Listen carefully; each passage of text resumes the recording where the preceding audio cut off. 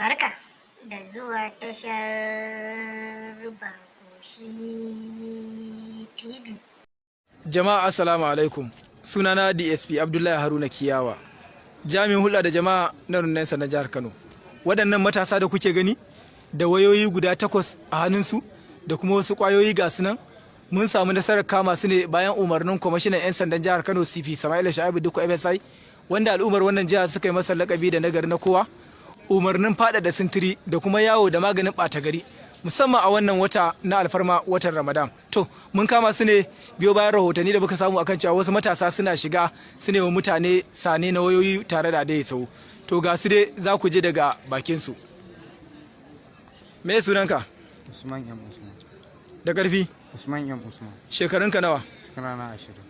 To ba mu labari, ga wayoyi a hannunku, ba mu labarin abubuwan da kuke aka kama ku. To mu dai wannan dai shi ni nake jan babur. Na'am? Ni nake jan babur. Shi kuma wannan shi yake yin sani.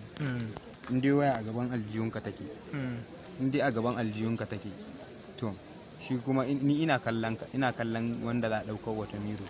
Zai rike kanta. In dai rike kanta, in na taka mai burki zai to. In dai to an zare ta. Za a ajiye ta a ƙasa. In aka ajiye ta a ƙasa zai ce, shi kuma ya ce mai gida ba ciki za ka yi ni ba.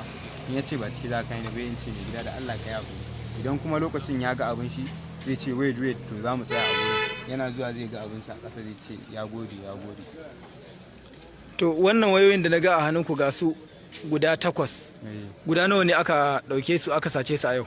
Wannan iya guda 6 ne, wannan guda 2, wancan 2 na. Iya guda 6?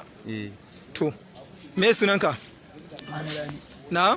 Muhammad Ali. Shekarunka nawa? 22. A ina kake da zama? Da Yobe State. Ina a Yobe?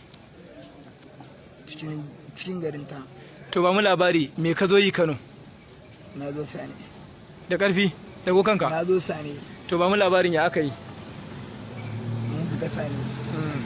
Yau da safe. Mun samu waya guda 6. Ya kuke yin sana? Za mu lallaba masa hannu a jinka ne. Mu cire.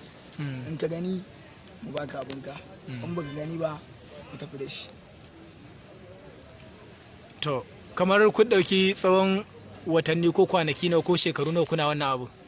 Kai, ni a garin nan shine yau jiya da dare ma na sauka mota ne. Sau nawa ka zo Kano a baya? Ko sau ɗaya ban taɓa zuwa ba, shine zuwa na yau. To ya aka yi kasan shi wannan mutumin? Yana zuwa garinmu.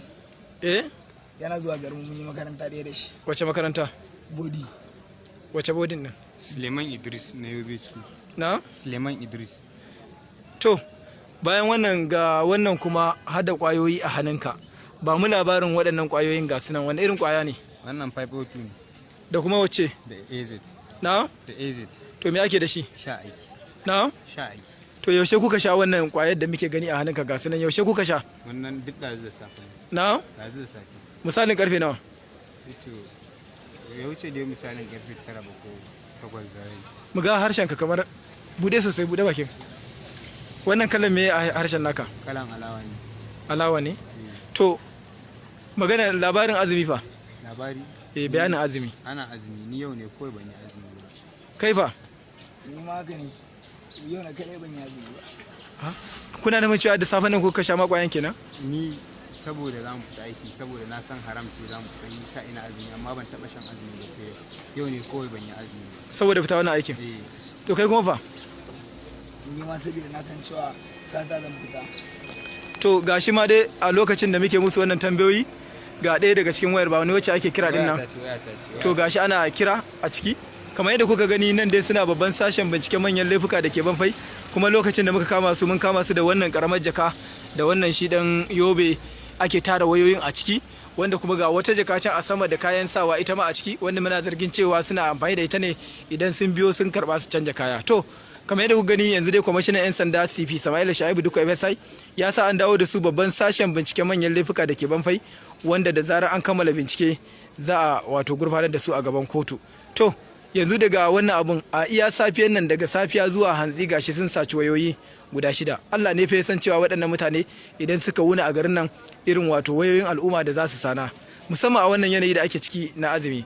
Ubangiji Allah ya tsare mu ya kuma kare mu daga sharrin su.